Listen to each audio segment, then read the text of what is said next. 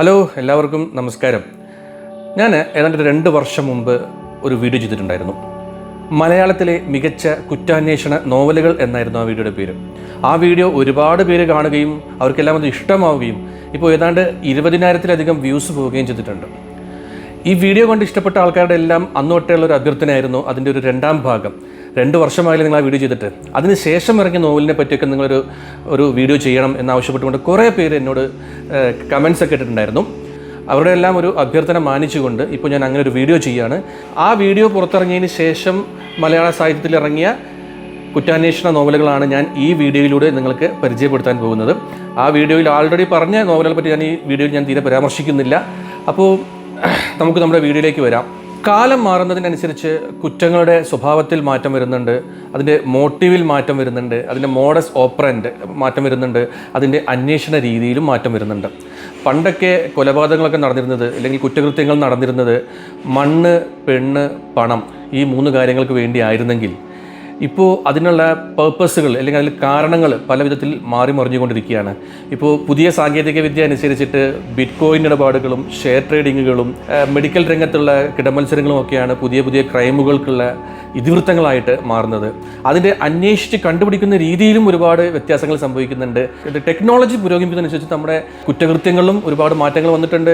അതിൻ്റെ കുറ്റങ്ങൾ അനാവരണം ചെയ്യുന്ന രീതിയിലും ഒരുപാട് മാറ്റങ്ങൾ വന്നിട്ടുണ്ട്. അതിനെല്ലാം ശരിക്കും ഉൾക്കൊണ്ടുകൊണ്ടാണ് നമ്മുടെ പുതിയ തലമുറയിലെ കുറ്റാന്വേഷണ എഴുത്തുകാർ പുതിയ നോവലുകളെല്ലാം എഴുതിക്കൊണ്ടിരിക്കുന്നത്. ആ രീതിയിൽ എനിക്ക് ഇഷ്ടപ്പെട്ട, ഞാൻ വായിച്ചതിൽ എനിക്ക് പ്രത്യേകിച്ചൊരു ഇഷ്ടം തോന്നിയ, കൊള്ളാമെന്ന് തോന്നിയ ഏതാനും നോവലുകൾ മാത്രമേ ഞാൻ നിങ്ങൾക്കിവിടെ പരിചയപ്പെടുത്തുന്നുള്ളൂ. എനിക്ക് ഇഷ്ടപ്പെടാത്ത നോവലുകൾ ഞാൻ തൽക്കാലം ഇതൊന്ന് ഞാൻ മാറ്റി വെച്ചിട്ടുമുണ്ട്. അപ്പോൾ നമുക്കങ്ങനെ ഓരോന്നായിട്ട് ഏതാണ്ട് ഒരു 15 നോവലുകളാണ് ഞാനിവിടെ പരിചയപ്പെടുത്താൻ വേണ്ടി പോകുന്നത്. ആദ്യത്തെ പുസ്തകം എന്ന് പറഞ്ഞു കഴിഞ്ഞാൽ നമ്മുടെ റിഹാൻ റാഷിദ് എഴുതിയ കായൽ മരണം എന്ന നോവലാണ്. റിഹാൻ റാഷിദ് നമുക്കെല്ലാവർക്കും പരിചയം ഉണ്ടായിരിക്കും. DC-യുടെ കുറ്റാന്വേഷണ സാഹിത്യ മത്സരത്തിൽ 3ാം സമ്മാനം എന്തോ കിട്ടിയ ഒരു നോവലായിരുന്നു ഡോൾസ്. ആ ഡോൾസ് എഴുതിയ റിഹാൻ റാഷിദാണ് കായൽ മരണം എന്ന നോവൽ എഴുതിയിട്ടുള്ളത്.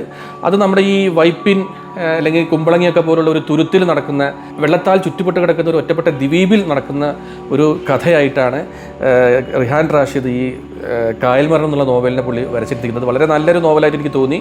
വ്യത്യസ്തമായിട്ട് ഒരു കഥാപരിസരവും അവിടെ നടക്കുന്ന ഒരു ക്രൈമും അത് എങ്ങനെ പുറം ലോകത്തേക്ക് അറിയുന്നു, അതിനെ എങ്ങനെ തെളിയിക്കപ്പെടുന്നു എന്നുള്ളതാണ് കായൽ മരണം എന്ന് പറയുന്ന ഈ നോവലിലൂടെ റിഹാൻ റാഷിദ് വരച്ച് കാട്ടുന്നത്. വളരെ നല്ലൊരു നോവലായിട്ടാണ് എനിക്ക് തോന്നിയിട്ടുള്ളത്. നിങ്ങളൊന്ന് വായിച്ചു നോക്കുക. അടുത്തതായിട്ട് എനിക്ക് തോന്നുന്നത് ഒരു പുതിയൊരു എഴുത്തുകാരനാണ്. ഇദ്ദേഹം വേറെയും 1-2 നോവലുകൾ എഴുതിയെന്ന് ഞാൻ കേട്ടു, പക്ഷേ അദ്ദേഹത്തിൻ്റെ ഒരേ ഒരു നോവൽ ഞാൻ വായിച്ചിട്ടുള്ളൂ. ഛായാമരണം എന്നാണ് ഈ നോവലിൻ്റെ പേര്. ഇതും വളരെ രസകരമായിട്ടുള്ളൊരു നോവലാണ്. നമ്മുടെ ഒരു കുറച്ചൊക്കെ ഗണിതശാസ്ത്രമൊക്കെ ഒരു ഇതിവൃത്തമായിട്ട് വരുന്ന മനോഹരമായിട്ടുള്ളൊരു നോവലാണ്. ഈ ഒരു ക്രൈം കമ്മിറ്റ് ആവുന്നതിലും അത് തെളിയിക്കുന്നതിലും ഒക്കെ ഒരു ഗണിതശാസ്ത്രത്തിനെ കൂട്ടുപിടിക്കുന്ന ഒരു നോവലാണ്. പ്രവീൺ ചന്ദ്രൻ എന്ന് പറഞ്ഞൊരു പുതിയൊരു എഴുത്തുകാരനാണ് ഈ നോവൽ എഴുതിയിട്ടുള്ളത്. എനിക്ക് വളരെയധികം ഇഷ്ടപ്പെട്ടു അദ്ദേഹത്തിൻ്റെ ഒരു ആഖ്യാന ശൈലിയും അതിൻ്റെ കഥയുടെ പശ്ചാത്തലവും അതിൻ്റെ ആ ക്രൈം ഇങ്ങനെ അനാവരണം ചെയ്ത രീതിയൊക്കെ വളരെ രസകരമായിട്ട് തന്നെയാണ് പുള്ളി അവതരിപ്പിച്ചിട്ടുള്ളത്. അതുപോലെ പേരിൽ തന്നെ ഉണ്ട് ആ നോവലിൻ്റെ സ്വഭാവം എന്താണെന്ന് പറയുന്ന ഒരു നോവലാണ് അപസർപ്പകം. പ്രശാന്ത് നബ്യറാണ് ഈ നോവൽ എഴുതിയിരിക്കുന്നത്. ഒരു വളരെ രസകരമായ ഒരു നോവലായിട്ട് എനിക്ക് തോന്നി. രഞ്ജി പണിക്കർ ഈ നോവൽ വളരെ വായിച്ചിട്ട് അദ്ദേഹത്തിൻ്റെ ഒരു കുറിപ്പും ഇതിൻ്റെ കൂടെ ഉണ്ട്. നമ്മുടെ തിരക്കഥാകൃത്തും നടനൊക്കെ ആയിട്ടുള്ള രഞ്ജി പണിക്കർ ഈ നോവൽ വായിക്കുകയും വളരെ നല്ല ഫീഡ്ബാക്കൊക്കെ പറയുകയും ചെയ്തിട്ടുണ്ട്. അപ്പോൾ ഇത് ബ്ലർബിൽ ഇത് വായിച്ച് നോക്കിയതിന് ശേഷമാണ്, രഞ്ജിയുടെ ഈ ഒരു കുറിപ്പ് വായിച്ച് നോക്കിയതിന് ശേഷമാണ് ഞാൻ ഈ നോവൽ വായിക്കാൻ തയ്യാറായത്. എന്തായാലും നോവൽ നമ്മളെ നിരാശപ്പെടുത്തുന്നില്ല. വളരെ രസകരമായിട്ടുള്ള ഒരു അപസർപ്പക കഥ തന്നെയാണ് പറയുന്നത്. പുതിയ കാലഘട്ടത്തിനനുസരിച്ച ഒരു ഇതിവൃത്തവും അതുമായിട്ടൊക്കെ ബന്ധപ്പെട്ട് വളരെ രസകരമായി പോകുന്നൊരു കുറ്റാന്വേഷണ കഥയാണ്. ഇപ്പോൾ ഈ വായിച്ചതിൽ എനിക്ക് വളരെയധികം ഇഷ്ടപ്പെട്ട ഒരു നോവലും ഇത് തന്നെയാണ്, അപസർപ്പകം. അടുത്തത് നമ്മൾ പറയുകയാണെങ്കിൽ ഇത് വളരെ ഒരു കയ്യടി അർഹിക്കുന്ന അല്ലെങ്കിൽ ഒരുപാട് വായനയും പ്രശംസയും അർഹിക്കുന്ന ഒരു നോവലാണ് ഞാൻ ഈ അടുത്ത് പറയാൻ വേണ്ടി പോകുന്നത്. അത് വിനോദ് കൃഷ്ണ എന്ന് പറയുന്ന എഴുത്തുകാരൻ എഴുതിയ 9mm ബെരേറ്റ എന്ന് പറയുന്ന നോവലാണ്. വിനോദ് കൃഷ്ണ എഴുതിയ നോവലാണ്. ഇദ്ദേഹത്തിൻ്റെ ആദ്യത്തെ നോവലാണ് ഇത് വളരെയധികം ശ്രദ്ധിക്കപ്പെടേണ്ട ഒരു നോവലാണ്. ഇത് ഒരു നോർമൽ ഒരു കുറ്റാന്വേഷണ കഥ എന്നതിനപ്പുറത്തേക്കായിട്ട് കുറച്ചുകൂടി ചരിത്രവും വളരെയധികം വിശകലനം ചെയ്ത് തന്നെ അവതരിപ്പിക്കുന്ന ഒരു നോവലാണ്. ഗാന്ധി വധവുമായി ബന്ധപ്പെട്ട ഒരു ഇതിവൃത്തമാണ് ഈ നോവലിന് ഉള്ളത്. നമ്മുടെ നാഥൂറാം വിനായക് ഗോഡ്സെ എന്ന് പറയുന്ന ആ ഒരു തീവ്രവാദി, അദ്ദേഹം ഗാന്ധിജിയെ കൊല ചെയ്യുന്നതിന് മുമ്പ് എടുക്കുന്ന ആ തീരുമാനങ്ങളും കൊല ചെയ്യാൻ പ്രേരിപ്പിച്ച കാര്യങ്ങളും അതെങ്ങനെയാണ് അദ്ദേഹം അതിനെ പ്രിപ്പയർ ചെയ്യുന്നത്, ആരൊക്കെയാണ് അതിനെ കൂട്ടുനിന്നത്, എങ്ങനെയാണ് അവർ ആ കൊലപാതകം എക്സിക്യൂട്ട് ചെയ്യുന്നത് മുതലായിട്ടുള്ള സകല കാര്യങ്ങളും ഇതിൽ ഡീറ്റെയിൽഡ് ആയിട്ട് തന്നെ വിവരിക്കുന്നുണ്ട്. വളരെയധികം ത്രില്ലിംഗ് ആയിട്ടുള്ള നെയിൽ ബൈറ്റിംഗ് ആയിട്ടുള്ള ഒരു നോവൽ തന്നെയാണ്. തീർച്ചയായിട്ടും എല്ലാവരും വാങ്ങി വായിക്കാൻ ശ്രമിച്ചു നോക്കുക. അതുപോലെ എനിക്ക് വളരെയധികം ഇഷ്ടപ്പെട്ട ഒരു നോവലാണ്. നമ്മൾ ഒരുപാട് നല്ല നല്ല നോവലുകളൊക്കെ എഴുതിയിട്ടൊരു വ്യക്തിയാണ് നമ്മുടെ രാജീവ് ശിവശങ്കർ. രാജീവ് ശിവശങ്കറിൻ്റെ ഒരു കുറ്റാന്വേഷണ നോവൽ, അദ്ദേഹം എനിക്ക് തോന്നുന്നു അദ്ദേഹത്തിന് മുമ്പ് വേറെ കുറ്റാന്വേഷണ നോവൽ എഴുതിയിട്ടുണ്ടോ എനിക്കറിയില്ല, പക്ഷേ എൻ്റെ കയ്യിൽ വന്നത് ഇത് മാത്രമാണ്. റബേക്ക എന്നാണ് ഈ നോവലിൻ്റെ പേര്. റബേക്ക ഭയങ്കര സംഭവം ഒന്നും പറയാൻ പറ്റില്ല, എന്നാൽ വളരെ മോശമാക്കിയിട്ടില്ല, എന്നാൽ നല്ല രീതിയിൽ വായിച്ചു പോകാവുന്ന രീതിയിൽ നല്ല രസത്തിലൊരു കഥ പറഞ്ഞ് അദ്ദേഹം അവിടെ അവസാനിപ്പിച്ചിരിക്കുകയാണ്. സമകാലിക കേരളം ചർച്ച ചെയ്യപ്പെട്ടൊരു വിഷയം തന്നെയാണ് ഇതിന് ഇതിവൃത്തമായിട്ട് അദ്ദേഹം പറയുന്നത്. എന്തായാലും വളരെ നല്ല രീതിയിൽ അദ്ദേഹം അത് അവതരിപ്പിച്ചിട്ടുണ്ട്. അതുപോലെ നമ്മുടെ സിനിമയിലൂടെയൊക്കെ നമുക്കൊരു പരിചിതനായിട്ടുള്ളൊരു വ്യക്തിയാണ് നമുക്ക് മിസ്റ്റർ സിബി തോമസ് എന്ന് പറയുന്ന പോലീസ് ഉദ്യോഗസ്ഥൻ. അദ്ദേഹം റിയൽ ലൈഫിലൊരു പോലീസ് ഉദ്യോഗസ്ഥനാണ് തന്നെയാണ്. അദ്ദേഹം കാസർഗോഡ് സ്വദേശിയാണെന്ന് ഞാൻ മനസ്സിലാക്കുന്നത്. അതുപോലെ നമ്മുടെ ഒരുപാട് സിനിമകൾ, ഇപ്പോൾ തൊണ്ടി മുതലും ദൃക്സാക്ഷി മുതലുള്ള ഒരുപാട് സിനിമകളിൽ ഇങ്ങോട്ട് അദ്ദേഹം പോലീസ് ഓഫീസറായിട്ടും മറ്റു കഥാപാത്രങ്ങളൊക്കെ അദ്ദേഹം അഭിനയിച്ചിട്ടുണ്ട്. നന്നായിട്ട് അഭിനയിക്കുന്ന ഒരാൾ കൂടിയാണ് അദ്ദേഹം. അദ്ദേഹത്തിൻ്റെ ഒരു നോവൽ, അദ്ദേഹത്തിൻ്റെ ജീവിതത്തിൽ അതിൻ്റെ സർവീസിനിടയ്ക്ക് സംഭവിച്ചൊരു കാര്യം തന്നെയാണ് അദ്ദേഹം ഈ ഒരു നോവലിൽ വിവരിക്കുന്നത്. കുറ്റസമ്മതം എന്നാണ് ഈ നോവലിൻ്റെ പേര്. കുറ്റാന്വേഷണ നോവൽ എന്ന് പറയുന്നതിൻ്റെ ആ ഒരു ത്രില്ലും നമുക്ക് അനുഭവപ്പെടുന്നതിൻ്റെ കൂടെ തന്നെ ഇമോഷണലി നമ്മൾ വളരെയധികം ടച്ച് ചെയ്യുന്ന, വളരെ വേദനിപ്പിക്കുന്ന ഒരു ക്ലൈമാക്സോട് കൂടി തന്നെ അവസാനിക്കുന്ന ഒരു നോവലാണ് കുറ്റസമ്മതം. എനിക്ക് വളരെ ഇഷ്ടപ്പെട്ടു അദ്ദേഹത്തിൻ്റെ ആഖ്യാന ശൈലിയും മറ്റുമൊക്കെ. അതങ്ങനെ ഒരുപാട് വളച്ചുകെട്ടുകളോ വക്രോക്തികളോ ഒന്നുമില്ലാതെ തന്നെ അദ്ദേഹം വളരെ സിമ്പിളായിട്ട് കാര്യങ്ങൾ പറഞ്ഞു പോകുന്നുണ്ട്. അതുകൊണ്ട് തന്നെ ഈ സിബി തോമസിൻ്റെ കുറ്റസമ്മതം എന്ന് പറയുന്ന ഈ ഒരു നോവൽ എനിക്കിത് വളരെ ഇഷ്ടപ്പെട്ടു. പിന്നെ പ്രത്യേകം എടുത്തു പറയേണ്ട എനിക്ക് വളരെയധികം ഇഷ്ടപ്പെട്ടൊരു നോവലാണ് ഞാൻ ഇനി പറയാൻ വേണ്ടി പോകുന്നത്. നമ്മുടെ രഞ്ജു കിളിമാനൂർ എന്ന് പറയുന്ന ഒരു എഴുത്തുകാരൻ എഴുതിയ ഷെർലക് ഹോംസും മുറിഞ്ഞ വിരലുകളും. ഇതാണ് പുസ്തകത്തിൻ്റെ പേര്, ഷെർലക് ഹോംസും മുറിഞ്ഞ വിരലുകളും. വളരെ നല്ല ഒരു പുസ്തകം, വളരെ നല്ല കഥ, വളരെ നല്ല അവതരണം, നല്ല സസ്പെൻസ്, നല്ല ത്രില്ലിംഗ് ആയിട്ടുള്ളൊരു നോവലാണ് രഞ്ജു കിളിമാനൂരിൻ്റെ ഷെർലക് ഹോംസും മുറിഞ്ഞ വിരലുകളും. വളരെ രസകരമായൊരു നോവൽ. തീർച്ചയായിട്ടും നമ്മൾ സിനിമ കാണുന്ന പോലെ തന്നെ ആ ഒരു അത്യന്തം ആകാംക്ഷാഭരിതമായിക്കൊണ്ട് തന്നെ നമുക്ക് ഇരുന്ന് വായിക്കാവുന്നൊരു നോവലാണ്. തീർച്ചയായിട്ടും എല്ലാവരും വാങ്ങി വായിച്ചു നോക്കുക. ഇനി പറയാനുള്ളത് എനിക്ക് ഇഷ്ടപ്പെട്ട മറ്റൊരു നോവലാണ്. ഡാർക്ക് ഫാൻറ്റസി എന്നാണ് ഈ നോവലിൻ്റെ പേര്. ഈ നോവൽ എഴുതിയിട്ടുള്ളത് നമ്മുടെ മുദ്രിത പോലുള്ള മനോഹരമായ നോവലുകളൊക്കെ എഴുതിയിട്ടുള്ള ജിസ ജോസാണ്. ജിസ ടീച്ചറുടെ ഒരു നോവലാണ്. ഇവർ തലശ്ശേരി ബ്രണ്ണൻ കോളേജിലെ പ്രൊഫസറാണ്. അവർ മുദ്രിത അല്ലേ, വളരെ മനോഹരമായൊരു പുസ്തകമാണ് മുദ്രിത എന്ന് പറയുന്ന ഒരു നോവൽ. എനിക്ക് വളരെയധികം ഇഷ്ടപ്പെട്ട ഒരു നോവലാണ്. എനിക്കൊന്നും അത് സങ്കല്പിക്കാൻ പോലും പറ്റാത്ത രീതിയിലുള്ള രചനാ ശൈലിയാണ് മാഡം അതിൽ ഉപയോഗിച്ചിട്ടുള്ളത്. അപ്പോൾ ജിസ മാഡത്തിൻ്റെ പുതിയൊരു നോവലാണ് ഡാർക്ക് ഫാൻറ്റസി. ഈ നോവലിൻ്റെ ഒരു പ്രത്യേകത എന്താ വെച്ച് കഴിഞ്ഞാൽ, വർത്തമാനകാലത്ത് സംഭവിച്ച സംഭവങ്ങൾ ഇങ്ങനെ പറയുന്ന സമയത്ത് ഇപ്പോഴത്തെ ഒരു നോവലിൻ്റെ ശൈലിയായിരിക്കും ഉപയോഗിച്ചിട്ടുണ്ടാവുക. അതിനിടയ്ക്ക് ഒരു ഡയറി കിട്ടുന്നുണ്ട്. ഒരു 10-50 വർഷം മുമ്പ് എഴുതപ്പെട്ട ഒരു ഡയറി കിട്ടുന്നുണ്ട് ഈ കേസ് അന്വേഷണത്തിൻ്റെ ഭാഗമായിട്ട്. ആ ഡയറി വായിക്കുന്ന സമയത്ത് ഒരു പഴയ കാലത്ത് നമ്മുടെ ഒരു മാർത്താണ്ഡവർമ്മ നോവലൊക്കെ വായിക്കുന്ന ആ ഒരു അനുഭൂതി, ആ സമയത്തുള്ള മലയാള ഭാഷ, ആ സമയത്തുള്ള അവതരണം, ആ സമയത്തുള്ള പ്രസൻറ്റേഷൻ. ഇപ്പോൾ നീലകണ്ഠൻ പരമാര പോലുള്ള എഴുത്തുകാരൊക്കെ, പഴയ കാലത്തെ എഴുത്തുകാരുടെയൊക്കെ ആ ബുക്കുകളൊക്കെ ഉണ്ടല്ലോ, ഭാസ്കര മേനോൻ പോലത്തെ നോവലുകളൊക്കെ വായിക്കുമ്പോൾ ഉണ്ടാകുന്ന ഒരു അതിൻ്റെ ഒരു രചനാ ശൈലി, അതിൻ്റെ ഒരു ആഖ്യാന രീതിയൊക്കെ ഉണ്ടല്ലോ, അതൊക്കെയാണ് ആ ഡയറി വായിക്കുന്ന പാർട്ട് വരുമ്പോൾ അവതരിപ്പിച്ചിട്ടുണ്ടാവുക. ഇത് രണ്ടും കൃത്യമായി ബാലൻസ് ചെയ്ത് ഒരിടത്ത് പോലും ഒരു എന്താ പറയുക, ഒരു കൃത്രിമത്വം തോന്നാത്ത രീതിയിൽ വളരെ ഭംഗിയായി തന്നെ ജിസ ജോസ് അവതരിപ്പിച്ചിട്ടുണ്ട്. എനിക്ക് അവിടെ ആ രചനാ ശൈലിയാണ് ഈ നോവൽ എനിക്ക് ഏറ്റവും കൂടുതൽ ഇഷ്ടപ്പെട്ട ഒരു പാർട്ടെന്ന് പറഞ്ഞു കഴിഞ്ഞാൽ. അടുത്തത് നമ്മുടെ സ്വന്തം ലാജോ ജോസിൻ്റെ ഓറഞ്ച് തോട്ടത്തിലെ അതിഥിയാണ്. ലാജോ നമുക്ക് എല്ലാവർക്കും അറിയാം. അദ്ദേഹം നമ്മുടെ കോഫി ഹൗസ്, ഹൈഡ്രേഞ്ചിയ പോലുള്ള ഒരുപാട് നോവലുകളിലൂടെ നമ്മളെ ഹൃദയം കീഴടക്കിയിട്ടുള്ള നല്ലൊരു കുറ്റാന്വേഷണ നോവലിസ്റ്റാണ്. അദ്ദേഹം ഇപ്പോൾ മലയാള സാഹിത്യത്തിൽ ഇപ്പോൾ യുവതലമുറയിലെ ഏറ്റവും നല്ല കുറ്റാന്വേഷണ നോവൽ റൈറ്ററായിട്ട് വേണമെങ്കിൽ നമുക്ക് അദ്ദേഹത്തിന് നിസ്സംശയം പറയാൻ സാധിക്കും. അത്രയും നല്ല ഹൃദയസ്ഥനായിട്ടുള്ളൊരു റൈറ്ററാണ്. അദ്ദേഹത്തിൻ്റെ നോവലുകളെല്ലാം വളരെയധികം ശ്രദ്ധിക്കപ്പെട്ടുകൊണ്ടിരിക്കുകയാണ്. ആ കൂട്ടത്തിൽ അദ്ദേഹത്തിൻ്റെ ഒരു ലേറ്റസ്റ്റ് അഡീഷനായിട്ട് എനിക്ക് കിട്ടിയൊരു പുസ്തകമാണിത്, ഓറഞ്ച് തോട്ടത്തിലെ അതിഥി എന്ന് പറയുന്ന ഈ ഒരു പുസ്തകം. എൻ്റെ ഒരു ഊഹം ശരിയാണെങ്കിൽ ഈ നോവലാണ് ഇപ്പോൾ നമ്മുടെ കുഞ്ചാക്കോ ബോബനെയും ഫഹദ് ഫാസിലിനെയൊക്കെ നായകന്മാരാക്കിക്കൊണ്ട് അൻവർ റഷീദ് സംവിധാനം ചെയ്തുകൊണ്ടിരിക്കുന്ന ബോഗൻ വില്ല എന്ന ആ ഒരു സിനിമ. കാരണം അതിൻ്റെ പോസ്റ്റേഴ്സും മറ്റു സംഭവങ്ങളൊക്കെ വെച്ച് നോക്കുന്ന സമയത്ത് ഈ കഥയുടെ തീമുമായിട്ടാണ് ഇത് കറക്റ്റ് മാച്ച് ആവുന്നത്. നമുക്ക് പറയാൻ പറ്റില്ല. പക്ഷേ എനിവേ ഈ നോവലാണ് ആ സിനിമയെങ്കിൽ ആ സിനിമ ഒരു വലിയ സംഭവം തന്നെയായിരിക്കും. തീർച്ചയായിട്ടും ഒരു വളരെ എന്താ പറയുക, ത്രില്ലിംഗ് ആയിട്ടുള്ള, പൾസേറ്റിംഗ് ആയിട്ടുള്ള നോവൽ തന്നെയാണ്. ഒരു നല്ലൊരു കോൺസെപ്റ്റാണ്. അത് വളരെ രസകരമായി പറഞ്ഞു പോകാവുന്ന ഒരു കോൺസെപ്റ്റാണ്. ഇവരൊരു കാലാഷീർ എന്ന് പറയുന്ന ഒരു കൊട്ടേഷൻ സംഘത്തിന്, ഒരു ഇൻ്റർനാഷണൽ കൊട്ടേഷൻ സംഘത്തിന് ഈ നോവലിൽ പരിചയപ്പെടുന്നുണ്ട് ലാജോ.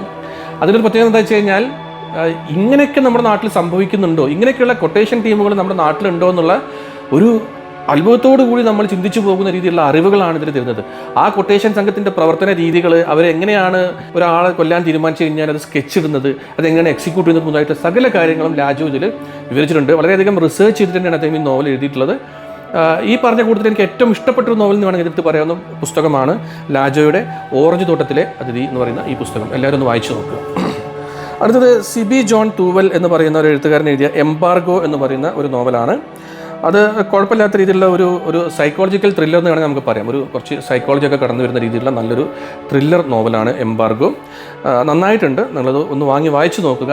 വളരെ സിമ്പിളായിട്ടുള്ള ആഖ്യാനമാണ്. ഒരുപാട് ഇങ്ങനെ ഒരു സാഹിത്യമോ ഒന്നും അല്ലെങ്കിൽ കടിച്ചവിടുത്തെ മലയാളമോ ഒന്നും ഉപയോഗിക്കാണ്ട് വളരെ സിമ്പിളായിട്ട് രീതിയിൽ നേരെ ചൊവ്വേ കാര്യങ്ങൾ പറഞ്ഞു പോകുന്നുണ്ട്. അതുകൊണ്ട് ഒരു മനോരമയിലോ മംഗളത്തിലൊക്കെ നോവലൊക്കെ വായിക്കുന്ന അതേ ഒരു ലാഘവത്തോടു കൂടി വായിച്ചു പോകുന്ന ഒരു നോവലാണ് എംബാർഗോ.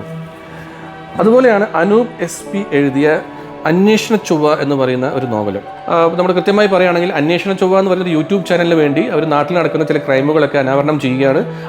കണ്ടുപിടിക്കാൻ കൂട്ടം ചെറുപ്പക്കാർ ചേർന്നിട്ട് അത് പോലീസിനും ഒരുപാട് സഹായമാവുന്നുണ്ട്. അതെങ്ങനെയാണ് സംഭവിക്കുന്നത് എന്നുള്ളതാണ് അന്വേഷണ ചൊവ്വ എന്ന് പറഞ്ഞ ഈ നോവലിൻ്റെ ഇതിവൃത്തം. ഒന്ന് വായിച്ചു നോക്കുക, ഡോണ്ട് മിസ് ഇറ്റ്. പിന്നെ എനിക്ക് വളരെ ഇഷ്ടപ്പെട്ട വേറൊരു നോവലാണ് മിനി PC എന്ന് പറയുന്ന ഒരു പുതിയ എഴുത്തുകാരി എഴുതിയ ഡെവിൽ ടാറ്റു. അപ്പോൾ ഇതിൻ്റെ ഒരു പ്രത്യേകത എന്താ വെച്ചിട്ടുണ്ടെങ്കിൽ നമ്മുടെ ഇപ്പോഴത്തെ ഈ ടാറ്റൂയിങ് എന്ന് പറയുന്ന ഒരു കലയുണ്ടല്ലോ, ടാറ്റൂയിങ് നമ്മുടെ ശരീരത്തിലൊക്കെ ടാറ്റു മാർക്ക് ചെയ്യുക, അങ്ങനത്തെ ആ ടാറ്റൂയിങ് ഇൻഡസ്ട്രിയുമായി ബന്ധപ്പെട്ടിട്ടുള്ള ഒരു ക്രൈമാണ് ഈ നോവലിലൂടെ നമ്മൾ വിവരിക്കുന്നത്. ഒരു റിസോർട്ടിൽ സംഭവിക്കുന്ന ഒരു കൊലപാതകവും ആ ഡെഡ് ബോഡിയിലുള്ളൊരു ടാറ്റുവും വെച്ചുകൊണ്ട് അന്വേഷണം മുമ്പോട്ട് പോവുകയും യഥാർത്ഥ കുറ്റവാളിയെ കണ്ടുപിടിക്കുന്നതുമാണ് ഇതിൻ്റെ ഇതിവൃത്തം. നല്ല രസത്തിൽ ഇത് അവതരിപ്പിച്ചിട്ടുണ്ട്. എനിക്ക് വളരെയധികം ഇഷ്ടപ്പെട്ടു. നിഖിലേഷ് മേനോൻ എന്ന എഴുത്തുകാരൻ്റെ 2 നോവലാണ് ഞാൻ അവിടെ പരിചയപ്പെടുത്താൻ വേണ്ടി പോകുന്നത്. രണ്ടും ഒന്നിനൊന്ന് മെച്ചം എന്ന് പറയാവുന്ന പുസ്തകങ്ങളാണ്. നിഖിലേഷിൻ്റെ ഒരു പുസ്തകം എന്താണെന്ന് വെച്ച് കഴിഞ്ഞാൽ പ്രഥമ ദൃഷ്ട്യ എന്നാണ് ഈ പുസ്തകത്തിൻ്റെ പേര്. നമ്മുടെ ബിറ്റ്കോയിൻ ഇടപാടുകളുമായി ബന്ധപ്പെട്ട് നടക്കുന്ന ക്രൈമുകളെയാണ് ഈ നോവലിലൂടെ അദ്ദേഹം പറയുന്നത്, പ്രഥമ ദൃഷ്ട്യ എന്ന ഈ നോവലിലൂടെ പറയുന്നത്. അതേസമയം ഹനനം എന്ന ഈ നോവൽ അതിൻ്റെ വേറൊരു നോവലാണ്, നിഖിലേഷിൻ്റെ വേറൊരു നോവലാണ് ഹനനം. ഇതിൻ്റെ പ്രത്യേകത എന്ന് വെച്ചിട്ടുണ്ടെങ്കിൽ ഇതൊരു മെഡിക്കൽ ത്രില്ലറാണ്. കുറച്ചൊരു മെഡിക്കൽ ബേസ് ചെയ്തിട്ട് നടക്കുന്ന ഒരു ക്രൈം, അതിൻ്റെ അന്വേഷണങ്ങൾ, അതിലൂടെ പുറത്തു വരുന്ന ഒരുപാട് ഞെട്ടിപ്പിക്കുന്ന സത്യങ്ങളൊക്കെയാണ് ഈ നോവലിലൂടെ പറയുന്നത്. എന്തായാലും നിഖിലേഷ് നല്ല ഭാവിയിലൊരു എഴുത്തുകാരൻ എനിക്ക് തോന്നിയിട്ടുണ്ട്. 2 നോവലുകളും എനിക്ക് വളരെ ഇഷ്ടപ്പെട്ടു. പിന്നെ എനിക്ക് വളരെ എടുത്തു പറയേണ്ട ഒരു എഴുത്തുകാരൻ, ഇതിപ്പോൾ അത്യാവശ്യം എല്ലാവരും അറിഞ്ഞ 2 നോവലുകളാണ് ഇനി ഞാൻ പറയാൻ വേണ്ടി പോകുന്നത്. രജത് R എന്ന് പറയുന്നത്, ഡോക്ടർ രജത് R അങ്ങനെ വേണം പറയാം. കാരണം അദ്ദേഹം ഒരു ഡോക്ടർ കൂടിയാണ്, ഫോറൻസിക് വിദഗ്ധനാണ് ഇദ്ദേഹം. അതുകൊണ്ട് തന്നെ അദ്ദേഹത്തിൻ്റെ ഫോറൻസിക് ടേബിളിലേക്ക് വന്ന ചില കേസുകളൊക്കെ അടിസ്ഥാനപ്പെടുത്തിക്കൊണ്ട് അദ്ദേഹം എഴുതിയ 2 നോവലുകളാണ് ഞാൻ നിങ്ങൾക്ക് പരിചയപ്പെടുന്നത്. ഒന്നാമത്തേത് ഒരു 1-ാം ഫോറൻസിക് അധ്യായം എന്ന് പറയുന്ന നോവലാണ്. ഇതൊക്കെ വളരെയധികം ശ്രദ്ധിക്കപ്പെട്ട നോവലാണ്. ഒരു രാഷ്ട്രീയ നേതാവിൻ്റെ തിരോധാനവും അതിന് തുടർന്നുണ്ടാകുന്ന കേസ് അന്വേഷണവും പിന്നെ അതിൻ്റെ ചുരുൾ നിവരുമ്പോൾ കിട്ടുന്ന കുറച്ച് സത്യങ്ങളൊക്കെയാണ് ഈ നോവലിലൂടെ വിവരിക്കുന്നത്. വളരെ ഇൻട്രസ്റ്റിംഗ് ആയിട്ട് തോന്നിയൊരു നോവലായിരുന്നു 1-ാം ഫോറൻസിക് അധ്യായം. അതേ രജതാറിന് തന്നെ മറ്റൊരു ത്രില്ലിംഗ് ആയിട്ടുള്ളൊരു നോവലാണ് ബോഡി ലാബ് എന്ന് പറയുന്ന ഈ നോവൽ. ഇതെനിക്ക് വളരെ ഇഷ്ടപ്പെട്ടൊരു നോവലായിരുന്നു. എനിക്ക് ഇതിനേക്കാളും ഇത് വളരെ ഇഷ്ടപ്പെട്ടു എന്ന് വേണമെങ്കിൽ പറയാം. കുറച്ചും കൂടി ഒരു കൈയടക്കവും കുറച്ചും കൂടി ഒതുക്കവും ഒക്കെ ഉള്ള ഒരു രചനാ ശൈലിയാണ് ഈ നോവലിനുള്ളത്. നല്ല ഇതിവൃത്തവുമാണ്. അതുകൊണ്ട് ബോഡി ലാബും എല്ലാവരും ഒന്ന് തീർച്ചയായിട്ടും വായിച്ചു നോക്കണം. രജത് R തീർച്ചയായിട്ടും നമുക്ക് പറയാം മലയാള സാഹിത്യത്തിലെ ഇന്നുള്ളതിൽ എണ്ണം പറഞ്ഞൊരു കുറ്റാന്വേഷണ എഴുത്തുകാരെന്ന് വേണമെങ്കിൽ നിസ്സംശയം നമുക്ക് പറയാൻ സാധിക്കും. പിന്നെ ഞാൻ പറയാൻ വേണ്ടി പോകുന്ന ആൾ നമുക്കത്ര ഇനി ഒരു പരിചയപ്പെടുത്തേണ്ട ആവശ്യമുള്ള ഒരാളല്ല. ഞാൻ ഇനി പറയാൻ വേണ്ടി പോകുന്ന ഒരാൾ നമ്മുടെ ശ്രീപാർവതി, എല്ലാവർക്കും അറിയാവുന്ന ഒരു എഴുത്തുകാരിയാണ് ശ്രീപാർവതി. ഒരുപിടി നല്ല നോവലുകൾ മലയാള സാഹിത്യത്തിൽ തന്നിട്ടുള്ള എഴുത്തുകാരിയാണ് ശ്രീപാർവതി. നമ്മുടെ പോയട്രി കില്ലർ പോലെ ഒരുപാട് പേരെ ഞെട്ടിപ്പിച്ച് കളഞ്ഞ ഒരു നോവലായിരുന്നു പോയട്രി കില്ലർ. ആ നോവൽ എഴുതിയിട്ടുള്ള ശ്രീപാർവതിയുടെ 2 നോവലാണ് ഞങ്ങളുടെ പരിചയപ്പെടുത്തുന്നത്. അതിൽ എനിക്ക് ഇപ്പോൾ എൻ്റെ കയ്യിലുള്ള ഈ പുസ്തകം മിസ്റ്റിക് മൗണ്ടൻ എനിക്കൊരു ആവറേജ് ആയിട്ടാണ് തോന്നിയത്. അത്ര ഭയങ്കര സംഭവമായിട്ട് തോന്നിയില്ല, ഒരു ആവറേജ് നോവലായിട്ട് എനിക്ക് തോന്നി. നേരെ മറിച്ച് അവിടെ തന്നെ വേറൊരു നോവൽ വയലറ്റ് പൂക്കളുടെ മരണം എന്നാണ് ഈ നോവലിൻ്റെ പേര്, വയലറ്റ് പൂക്കളുടെ മരണം. ഈ നോവൽ എനിക്ക് വളരെയധികം ഇഷ്ടപ്പെട്ടു. കാരണം നമ്മുടെ വീടിൻ്റെ ബാൽക്കണിയിൽ ഇരുന്നുകൊണ്ട് അപ്പുറത്തെ വീടിൻ്റെ നടക്കുന്ന കാര്യങ്ങളൊക്കെ വാച്ച് ചെയ്തുകൊണ്ടിരിക്കുകയും അപ്പോൾ അവിടെ നടക്കുന്ന ഒരു കൊലപാതകത്തിന് നമ്മൾ ഒരു വിറ്റ്നസ് ആവേണ്ടി വരികയും ചെയ്യുന്ന ഒരു സംഭവം. ഓക്കെ, അപ്പോൾ ആ ഒരു ത്രില്ലിങ് തീർച്ചയായിട്ടും അതിൻ്റെ ഓരോ അധ്യായത്തിലൂടെയും അത് വിവരിച്ചു പോകാൻ ശ്രീപാർവതിക്ക് കഴിഞ്ഞിട്ടുണ്ട്. നമുക്കെല്ലാവർക്കും സ്വഭാവമാണ് നമ്മുടെ അടുത്ത വീടുകളിലേക്ക് ഒളിഞ്ഞു നോക്കുക എന്നുള്ളത്. ആ ഒളിഞ്ഞു നോട്ടം എങ്ങനെയാണ് ഒരു ക്രൈമിലേക്ക് നമ്മളെ നയിക്കുന്നത് എന്നുള്ളതാണ് ഈ നോവലിലൂടെ പറയുന്നത്. വളരെ നല്ല ഇൻട്രസ്റ്റിംഗ് ആയിട്ടൊരു നോവലാണ്, നല്ല ആഖ്യാന ശൈലിയാണ്.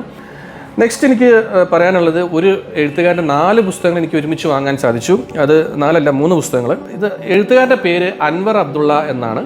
അപ്പോൾ അദ്ദേഹം ഒരു ശിവശങ്കർ പെരുമാൾ എന്ന പേരിലൊരു പുതിയൊരു കുറ്റാന്വേഷകനെ, നമ്മുടെ ആർതർ കോനൻ ഡോയിൽ എങ്ങനെയാണോ ഷെർലക് ഹോംസ് എന്ന് പറയുന്നൊരു കുറ്റാന്വേഷകനെ സൃഷ്ടിച്ചത്, അതുപോലെ നമ്മുടെ കോട്ടയം പുഷ്പനാഥ് എങ്ങനെയാണോ പുഷ്പരാജ് എന്ന് പറയുന്നൊരു കുറ്റാന്വേഷകനെ സൃഷ്ടിച്ചത്, അഗത ക്രിസ്റ്റി എങ്ങനെയാണോ ഹെർക്കുലസ് പോയറോട്ട് എന്ന് പറയുന്ന ഒരു കുറ്റാന്വേഷകനെ സൃഷ്ടിച്ചത്, അതുപോലെ നമ്മുടെ ഈ അൻവർ അബ്ദുള്ള ഒരു കുറ്റാന്വേഷകനെ സൃഷ്ടിച്ചിരിക്കുകയാണ്. ആ കുറ്റാന്വേഷകൻ്റെ പേര് ശിവശങ്കർ പെരുമാൾ എന്നാണ്. അദ്ദേഹമാണ് കേസുകളൊക്കെ അന്വേഷിക്കുന്നത്. ഈ 3 നോവലുകൾ, എൻ്റെ മുമ്പിലുള്ള 3 നോവലുകൾ, ഒന്ന് കമ്പാർട്ട്മെൻറ്റ് എന്നാണ് നോവലിൻ്റെ ഒന്നിൻ്റെ പേര് 1980 എന്നാണ്, 1980 എന്നാണ് നോവലിൻ്റെ പേര്. അടുത്ത നോവലിൻ്റെ പേര് പ്രൈം വിറ്റ്നസ് എന്നാണ്. ഈ 3 നോവലുകളിലും കേസ് അന്വേഷിക്കുന്നത് നമ്മുടെ ശിവശങ്കർ പെരുമാളാണ്. ആ കേസുകൾ സംഭവിക്കുന്ന രീതിക്കും അതിനുള്ള കാരണങ്ങൾക്കും അത് തെളിയിക്കുന്ന രീതിക്കൊക്കെ നല്ലൊരു പുതുമയുണ്ട്. ശിവശങ്കർ പെരുമാൾ ഈ 3 നോവലും തകർത്താടുന്നുണ്ട്. അപ്പോൾ എനിക്ക് ഇനിയും ഇദ്ദേഹത്തിൻ്റെ നോവലുകൾ, ഈ അൻവർ അബ്ദുള്ളയുടെ പുസ്തകങ്ങൾ കിട്ടിയാൽ വാങ്ങി വായിക്കണം എന്ന് ആഗ്രഹമുണ്ട്. അപ്പോൾ അത്രയും നല്ലൊരു ഇൻട്രസ്റ്റിംഗ് ആയിട്ടൊരു ഘട്ടത്തിലേക്കാണ് അദ്ദേഹം തൻ്റെ എഴുത്തിലൂടെ നമ്മളെ കൊണ്ടുപോയി എത്തിക്കുന്നത്. അപ്പോൾ ഇത്രയുമാണ് എനിക്ക് നിങ്ങൾക്ക് പരിചയപ്പെടുത്താനുള്ള കഴിഞ്ഞ വീഡിയോ ചെയ്തതിന് ശേഷം ഈ 2 വർഷത്തിനിടെ ഞാൻ വായിച്ച കുറ്റാന്വേഷണ സ്വഭാവമുള്ള നോവലുകൾ. എന്തായാലും തീർച്ചയായിട്ടും ഈ വീഡിയോ നിങ്ങൾക്ക് എല്ലാവർക്കും ഇഷ്ടപ്പെട്ടുണ്ടാവും ഞാൻ വിചാരിക്കുകയാണ്. വായന എപ്പോഴും നമുക്ക് വളരെ രസകരമായിട്ടൊരു സംഗതി തന്നെയാണ്. നമുക്ക് ഒരുപാട് രീതിയിൽ നമ്മുടെ മെൻ്റലി ഉന്മേഷം തരുന്ന സംഭവം തന്നെയാണ്. അപ്പോൾ വായിച്ചു തുടങ്ങണമെന്ന് ആഗ്രഹമുള്ള ആളുകൾക്ക് നിങ്ങൾ ഈ വൈജ്ഞാനിക സാഹിത്യമോ അല്ലെങ്കിൽ വലിയ കടിച്ചപ്പെടുത്ത സാഹിത്യമൊക്കെ വായിച്ചു കഴിഞ്ഞാൽ നിങ്ങൾക്കത് ബുദ്ധിമുട്ടായിരിക്കും മുമ്പോട്ട് കൊണ്ടുപോകാൻ. നേരെ മറിച്ച് ഇതുപോലുള്ള കുറ്റാന്വേഷണ നോവലുകളൊക്കെ വായിച്ചുകൊണ്ട് തുടങ്ങുകയാണെങ്കിൽ നിങ്ങൾക്ക് വായിക്കാൻ രസവും ഉണ്ടാകും, ഒരു സിനിമ കാണുന്ന പോലെ ടൈം പാസ് ആയിരിക്കും ചെയ്യും. സെയിം ടൈം വായന എന്ന പ്രക്രിയയോട് നിങ്ങൾക്കൊരു മനസ്സുകൊണ്ടൊരു ഇണങ്ങിപ്പോകാൻ നിങ്ങൾക്ക് സാധിക്കുകയും ചെയ്യും. വായനാശീലം വളരെയും ചെയ്യും. അപ്പോൾ എന്തായാലും ഈ പുസ്തകങ്ങളൊക്കെ നിങ്ങളെല്ലാവരും ഒന്ന് നോട്ട് ചെയ്തിട്ടുണ്ടാവും വിചാരിക്കുന്നു. വാങ്ങുക, വായിക്കുക, എൻജോയ്. ഓക്കെ, അപ്പോൾ നമുക്ക് വീണ്ടും മറ്റൊരു വീഡിയോയിൽ കാണാം. അതുവരെ എല്ലാവർക്കും ഗുഡ് ബൈ.